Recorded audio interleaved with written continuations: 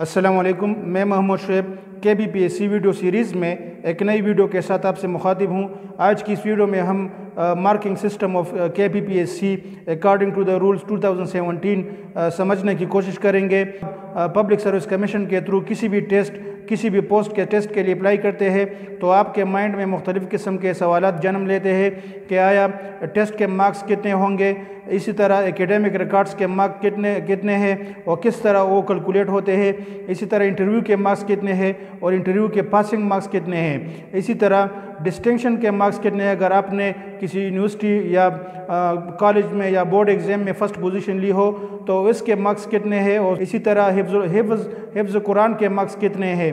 अब इन ही सवालात के जवाबात अकॉर्डिंग टू KPPSC रेगुलेशन 2017 समझने की कोशिश करते हैं। It is clearly given on page 17 part 7 KPPSC regulation 2017 that syllabus based examination shall be made by scoring out of 100 marks to be distributed between the academic achievements of the candidates, screening test and interviews as given below। तो total marks होंगे इस test के 100 marks, आपका final merit list बनेगा 100 marks में से, उसमें से एकेडमिक रिकॉर्ड्स के मार्क्स से 20, इसी तरह distinction for standing first in board university उसके मार्क्स से 4, हिफ्ज़ुल कुरान के मार्क्स से 3, हायर रिलीवेंट क्वालिफिकेशन के मार्क्स से 3, स्क्रीनिंग टेस्ट के मार्क्स से 45, इंटरव्यू के मार्क्स से 25, इसी तरह ये टोटल मार्क्स 100 बन जाते हैं। तो इन 100 मार्क्स में से आपका फाइनल मेरिट लिस्ट बनता है।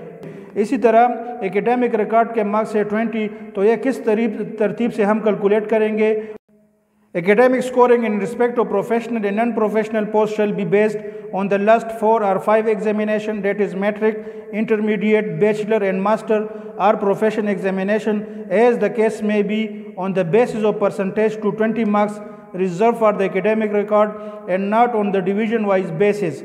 For example, if a candidate obtained 2150 marks out of 2500 marks, his credit will come to 17.20 marks out of 20. So in such cases the candidate shall be entitled to 17 marks। तो academic records के लिए ज़रूरी है कि आप अपने obtain marks matric में, intermediate के ऑब्टेन मार्क्स, इस तरह बैचलर के ऑब्टेन मार्क्स और मास्टर के ऑब्टेन मार्क्स, उन तमाम मार्क्स को आप सम कर ले और जो टोटल मार्क्स बनते हैं मैट्रिक के टोटल मार्क्स, इंटरमीडिएट के, बैचलर के और मास्टर के टोटल मार्क्स होते हैं, उस पर आपने डिवाइड करना है और मल्टीप्लाई 20 के साथ मल्टीप्लाई करना है। जिस तरह हम परसेंटेज निकालते हैं 100 से मल्टीप्लाई करते हैं, तो इस कंडीशन में हमने यहाँ पर 20 के साथ मल्टीप्लाई करना है। जो रिज़ल्ट आता है वही आपके एकेडमिक रिकॉर्ड के मार्क्स है। जिस तरह इसमें 17.20 आ गया तो ये 17 कैलकुलेट किए जाएंगे, क्योंकि अकॉर्डिंग टू द रूल्स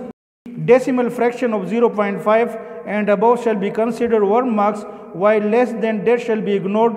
अगर आपके मार्क्स 0.5 इसी तरह जाते हैं, फॉर एग्जांपल 14.5 में आ जाते हैं तो इसको 15 कंसिडर किया जाएगा। और इसी तरह distinction for standing first in board and university इसके मार्क्स है 4 मार्क्स। तो ये किस रिलेटेड दिए जाते हैं, इसके लिए कंडीशंस क्या है। तो according to the rules distinction marks shall be allowed for standing first in board university examination. The entitlement of distinction marks shall be 1 mark for each countable examination। तो ये याद रखें, इसके मार्क्स है distinction for standing first in board university marks है 4 marks है। तो अगर आपने मैट्रिक के एग्जामिनेशन में आपने फर्स्ट पोजीशन ली तो इसके 1 मार्क्स हो गए।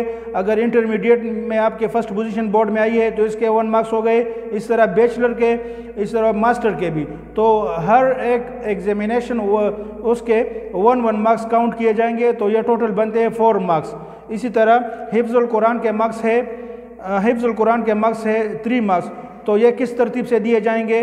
तो according to the rules marks for हिफ्ज़ुल कुरान will be awarded by member in charge after having tested the proficiency of the candidate during the interview.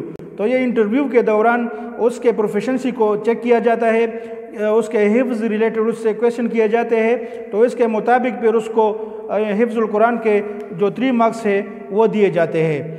इसी तरह हायर रिलीवेंट क्वालिफिकेशन के मार्क्स है 3 मार्क्स है। तो हायर रिलीवेंट क्वालिफिकेशन से मुराद आपकी MPhil एंड PhD डिग्रीज है। तो अकॉर्डिंग टू रूल ये मार्क्स किस तरतीब से दिए जाते हैं। The marks reserve for higher relevant qualification shall be awarded at the rate of 1 mark for each higher relevant diploma or degree having 1 year duration. However, for doctorate of philosophy PhD and equivalent qualification 2 marks shall be awarded. इसका मतलब यह है कि अगर आपने MPhil किया है तो एमफिल के 1 मार्क्स हो गए और आपने पीएचडी भी की है तो पीएचडी के 2 मार्क्स हो गए। तो इसी तरह आपको 3 मार्क्स जो है अवार्ड किए जाएंगे। ये हायर रिलेवेंट क्वालिफिकेशन के मार्क्स है according to the rules KPPSC regulation 2017। तो इसलिए ये तमाम कैंडिडेट्स के लिए इन मार्क्स के क्राइटेरिया को जानना आप सबके लिए बहुत ज़रूरी है। अगर आपके माइंड में इस रिलेटेड और भी कोई क्वेश्चन हो तो काइंडली आप कमेंट के ज़रिए पूछ सकते हैं। और अगर आप मेरे इस चैनल पर नए हैं तो काइंडली चैनल को ज़रूर सब्सक्राइब करें ताकि हमारी ये इंटरेक्शन बढ़ती रहे।